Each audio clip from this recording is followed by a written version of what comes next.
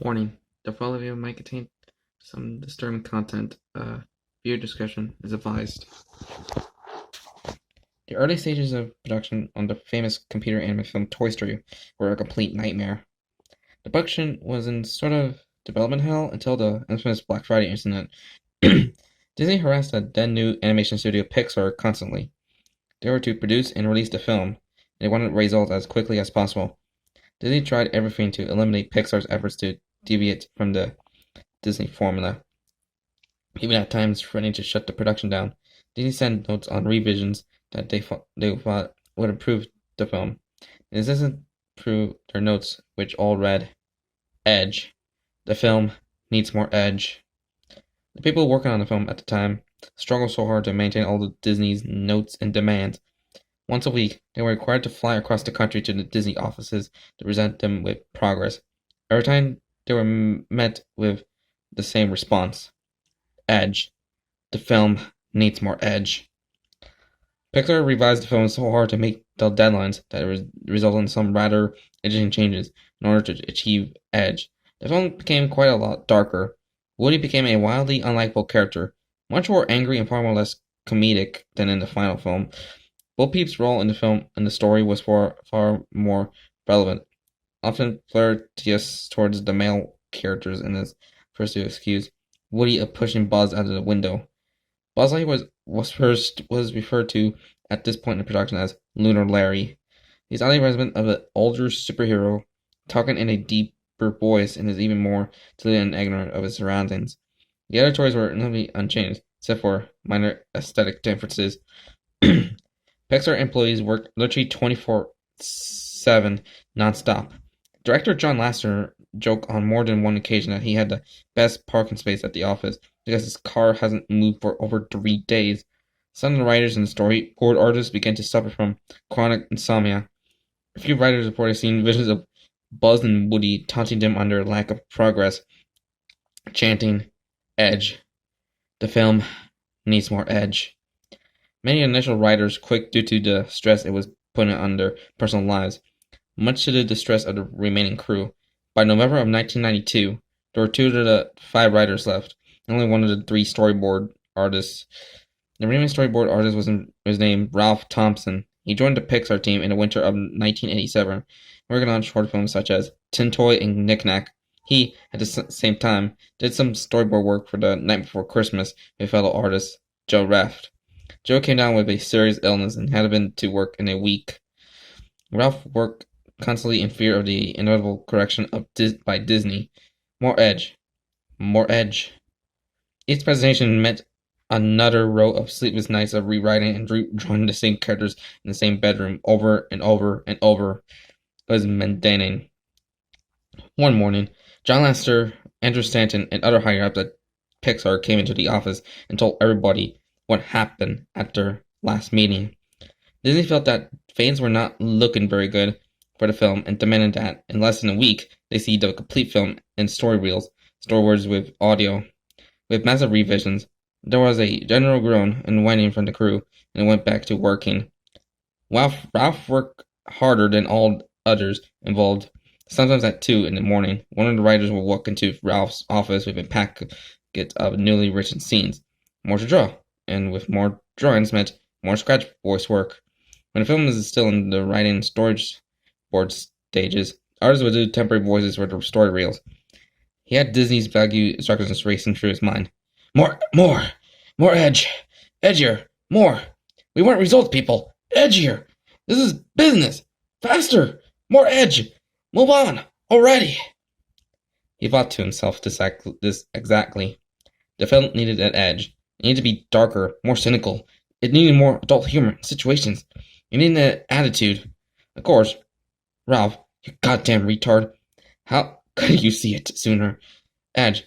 All those hundreds of hours spent over at desk, and all you needed was edge. Why didn't you listen sooner? He gave the film an edge.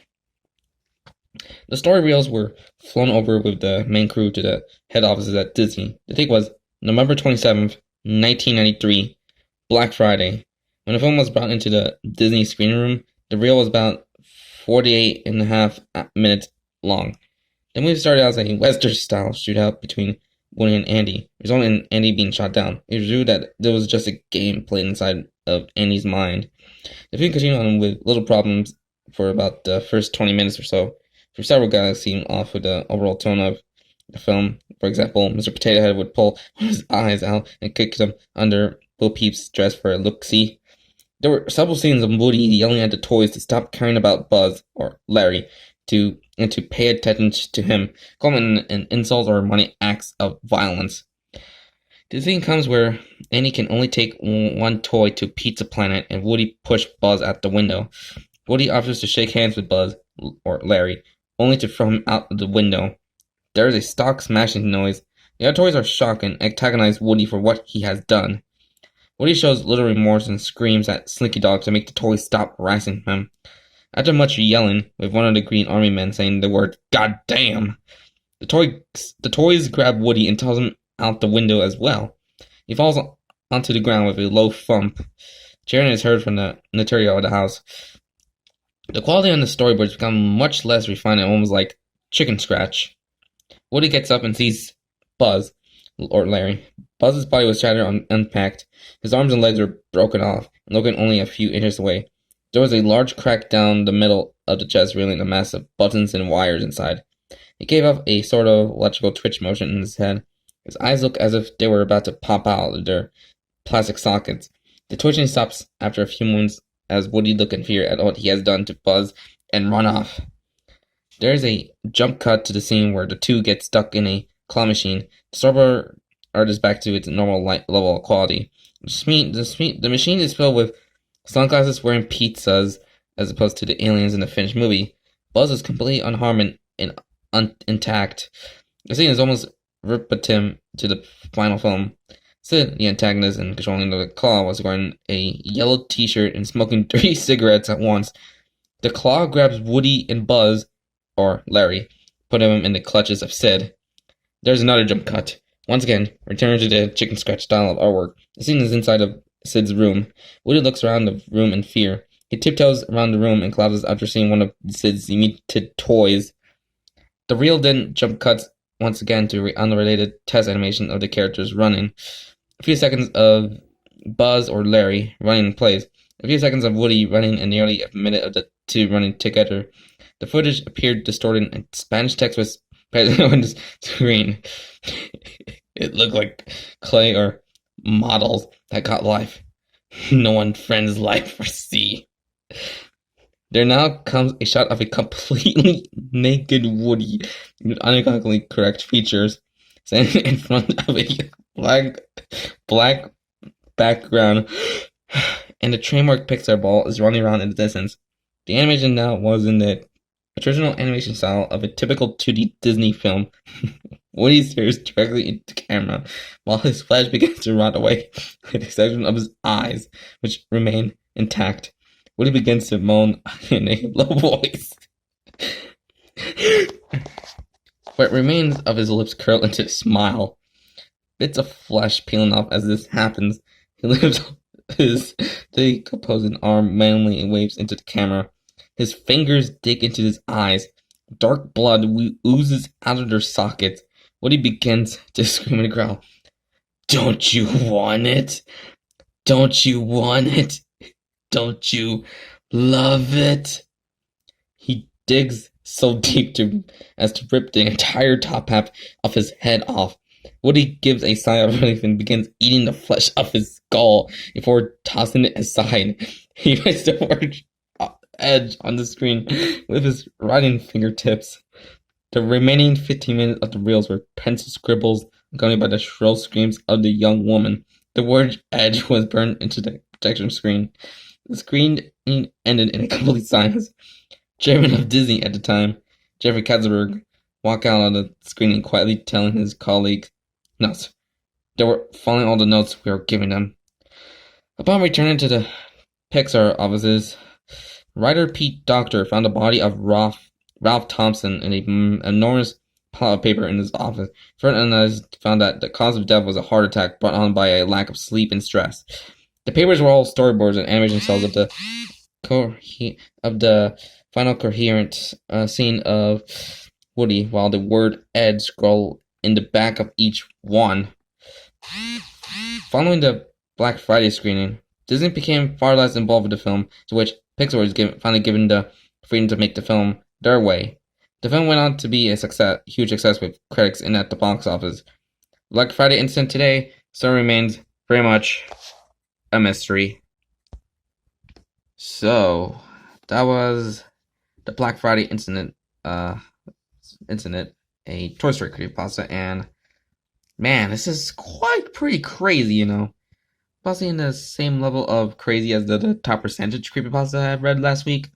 But here, this is like a huge metaphor of time crunch on movies and video games. Like, yeah, time crunch can be a problem, because like that meant that people just have lack of sleep and trying to finish the project before its deadline, which it's a goddamn nightmare to experience, on these time crunches. Like, I know about the Sausage Party controversy with the whole time crunch thing, which come on, and also the Crash Bandicoot and Spyro the Dragon game, the PS1 games are always in development during the time crunch problems, because blame Universal for it, because at least they kind of sold the rights to the series to Activision, which I think that's a good thing. But yeah, seriously, no. And also, there's like a video on which from the Black Friday thing, which it wasn't as crazily insane as the creepypasta describes. Yeah,